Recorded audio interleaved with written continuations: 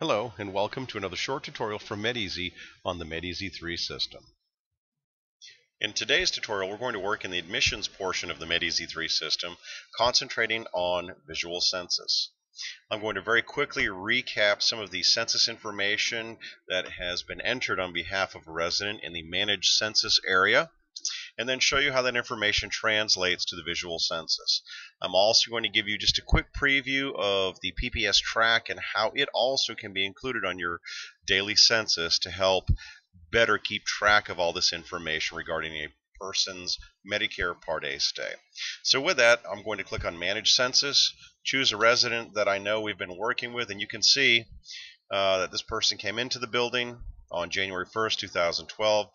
Has had everything from in and out of the hospital to room changes, was ultimately discharged after going to the hospital, and that information is referenced on how to build this information inside the MedEasy 3 system in a subsequent tutorial video called Admissions Managed Census. I encourage you to look at that.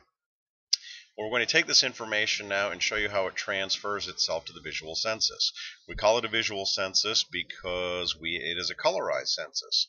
And if you look at the default view of the resident daily census, I've already put in January 1st to January 31st, 2012, and I'm going to click Display.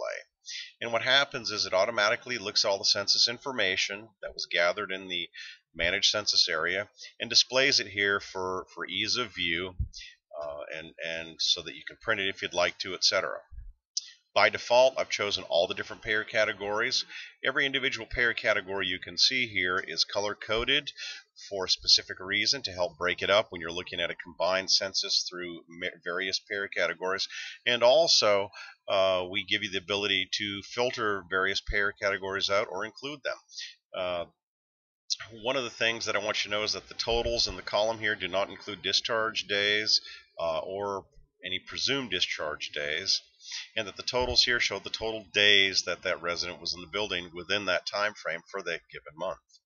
You can see this person here came in on Medicare Part A, went out to the hospital on Medicaid skilled bed hold, came back in on Medicare Part A, then their payer category changed for whatever reason to Medicaid skilled. They went back out to the hospital on Medicaid skilled bed hold, and then was ultimately discharged. The red circles or the red X's mean that those were blank days where that person had no days in the facility, thus giving you a visual reference of, okay, we know that person from that point out was gone and out of the building.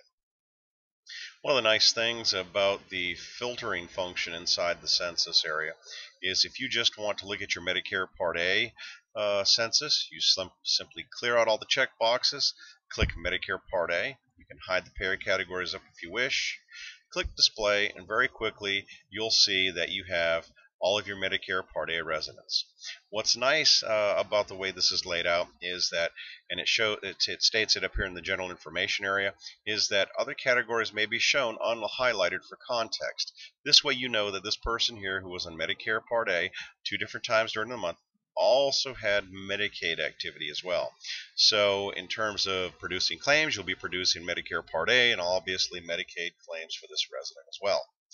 And if you just filter it out again for the specific payer category, you'll see this person had 11 Medicare Part A days in the month of January in this particular case.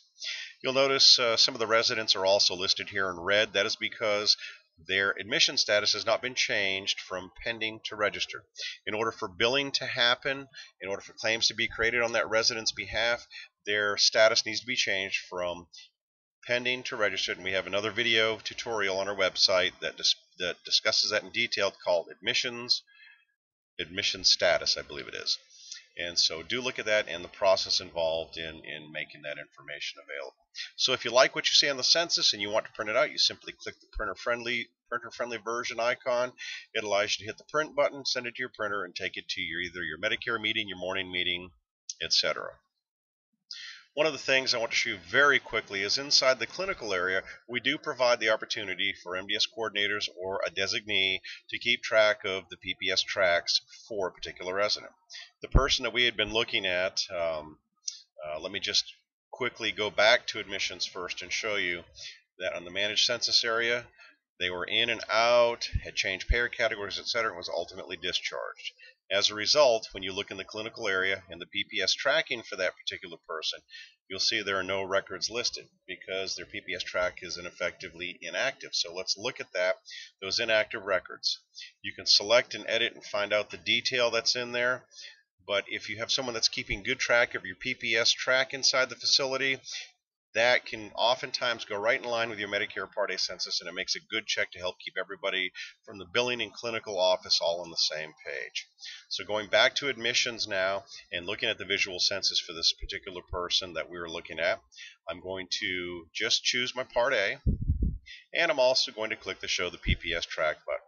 And when I hit display, you'll see that also you see the days of the PPS track, where it started, where it stopped, for 2 different tracks, and those line up with the Medicare Part A days. That's a quick overview of the MedEasy daily census in the visual census area of the MedEasy 3 system. Again, if you want to print one out quickly, simply click the printer-friendly version, print, close out, and then you're good to go. On behalf of MedEasy, I would like to thank you for viewing today's tutorial. Please be sure to visit us on the web at www.medeasyinc.com. Thank you and have a great day.